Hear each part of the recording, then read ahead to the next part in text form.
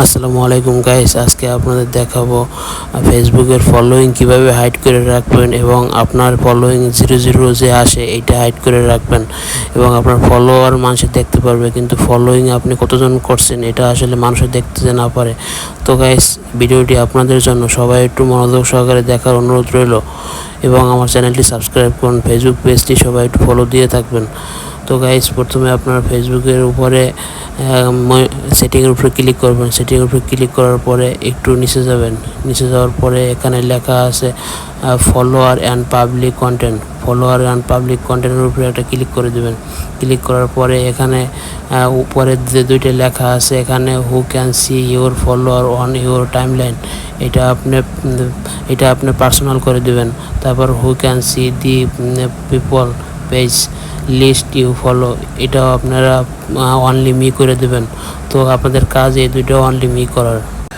তো গাইস, এরপরে আপনাদের কাজ হলো আপনারা এই ফেসবুক থেকে এখান থেকে বের হয়ে যাবেন। তো বের হয়ে যাওয়ার পরে অন্য একটা ফেসবুকে প্রবেশ করবেন।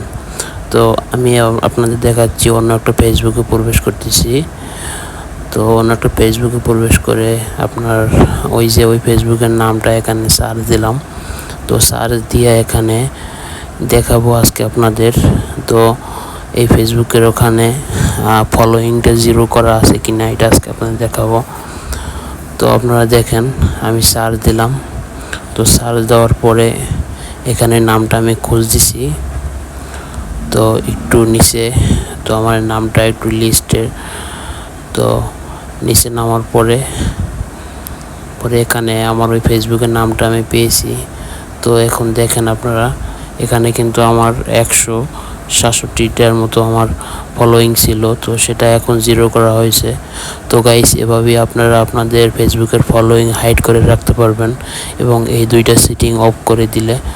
তো গাইস, আমার ভিডিওটি যদি ভালো লেগে থাকে অবশ্যই আমার চ্যানেলটি সাবস্ক্রাইব করবেন এবং ফেসবুক থেকে যারা দেখতেছেন সবাই একটু ফলো করবেন। ধন্যবাদ সবাইকে, আল্লাহ হাফেজ।